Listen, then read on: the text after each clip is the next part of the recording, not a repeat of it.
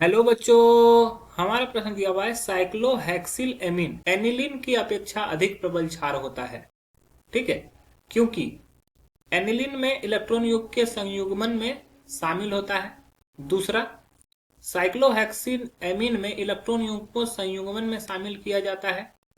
Aniline में NH2 समूह प्रोटोनीकृत होता है और साइक्लोहेक्सिल एमीन में नाइट्रोजन का ऋणात्मक आवेश होता है। चलिए समझते हैं इस प्रश्न को। पहले तो जहां जहां पर दिक्कतें आई है प्रश्न में आप उसको ठीक कर ले।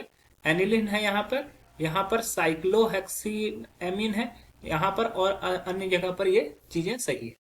अगर इस प्रश्न की मुख्य अवधारणा समझें, मुख्य अवधारणा, तो हमें यहाँ पर समझना होगा किसको किसको, साइक्लोहेक्सिल, साइक्लो साइक्लो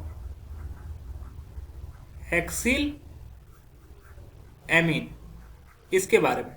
तो साइक्लोहेक्सिल एमीन किसको बोलते हैं? ये क्लोज साइकिल होता है यहाँ पर, और इस पर क्या है, NH2 जुड़ा हुआ है, तो इसको बोलते हैं हम लोग साइक्लोहेक्सिल एमीन। और एनिलीन किसको बोलते हैं? एनिलीन की अगर बात करें तो ये हमारा ये हो गया एनिलीन। ओके, अब समझना होगा कि बोल रहा है एनिलीन में इलेक्ट्रॉन युग्म को संयुग्मन में शामिल किया जाता है। तो एनिलीन का संयुग्मन देखते हैं कैसा होता है। यहां पर इस पे नाइट्रोजन पर क्या होता है कि ये लोन पेयर प्रेजेंट रहता है। अब लोन पेयर के वजह से क्षार में क्या होता है, क्षार्यता जो होता है वो इलेक्ट्रॉन घनत्व के सीधा समानुपाती होता है। ठीक है, सीधा समानुपाती हो, जहां पे इलेक्ट्रॉन घनत्व अधिक होगा वो यहाँ पे बहुत ज्यादा क्षारीय शो करेगा। लेकिन यहाँ पर क्या करता है, इस दोनों की अपेक्षा में यहाँ पर इलेक्ट्रॉन का घनत्व है। ठीक है, यहाँ पर इलेक्ट्रॉन का घनत्व है, यहाँ पर भी इलेक्ट्रॉन का घनत्व है, लेकिन ये इलेक्ट्रॉन घनत्व, इलेक्ट्रॉन पेयर क्या करता है, इस पर अटैक करता है, जिसके वजह से क्या होता है, ये संयुग्मित होना, यानी कि इस पे अनुनाद संरचना दिखना शुरू होता है।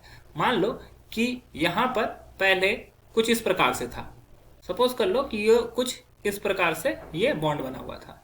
तो जब ये लोन पेयर होगा, ये यहां से अटैक करेगा, तो ये क्या करेगा, NH2, ठीक है, इस प्रकार से आएगा। और यहां पर ये क्या होगा कि अनुनाद की वजह से ये यहां पर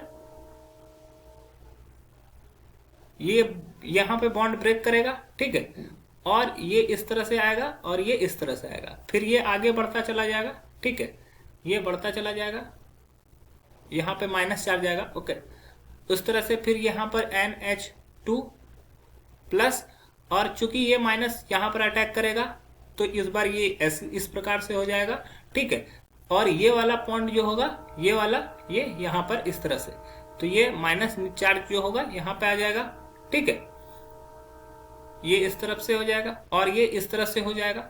फिर इस पे और अनुनाद संरचना जो बनेगा वो क्या करेगा, ये माइनस चार्ज इस पर अटैक करेगा। ठीक है, तो ये यहां पर से इस पर अटैक करेगा, तो इस बार जो होगा वो कुछ इस प्रकार से हो जाएगा, NH2 यहाँ पे प्लस में, और इस बार यहां से यहां पर, और ये माइनस चार्ज यहाँ पर। ये माइनस चार्ज जब यहाँ पे अटैक करेगा तो ये डबल बॉन्ड फिर से इस पर अटैक कर देगा। तो ये इस प्रकार से वापस से अनुनाद संरचना की वजह से ये कुछ इस प्रकार से हो जाएगा। ठीक है, ये फिर से वापस से हो जाएगा। तो देख रहे हो यहाँ के जो एकाकी युग्म है वो क्या कर रहे हैं, ये अनुनादी संरचना में हिस्सा लेता है। ठीक है, जिसके वजह से इसकी क्षारीयता जो होती है, क्षारीयता घट जाती है। जबकि हेक्सेन साइक्लोहेक्सिलएमीन में ऐसा कुछ भी नहीं होता। साइक्लोहेक्सिलएमीन में अनुनादी संरचना होती ही नहीं है, इसके वजह से क्या होता है, वो संयुग्मन में शामिल नहीं होता है। तो पहला ऑप्शन जो दिया हुआ है, एनिलीन का इलेक्ट्रॉन युग्म संयुग्मन में शामिल होता है, तो ये कथन सही है। दूसरा, साइक्लोहेक्सिलएमीन में इलेक्ट्रॉन युग्म को संयुग्मन में शामिल किया जाता है, तो ये गलत हो जाएगा। एनिलीन में NH2 समूह प्रोटोनीकृत होता है, ये भी गलत हो जाएगा। और साइक्लोहेक्सिलएमीन में नाइट्रोजन का ऋणात्मक आवेश होता है, ये भी गलत हो जाएगा। तो हमारा जो सही उत्तर हो जाएगा वो हो जाएगा ऑप्शन ए। आशा है कि यह प्रश्न आपको समझ में आया होगा। धन्यवाद।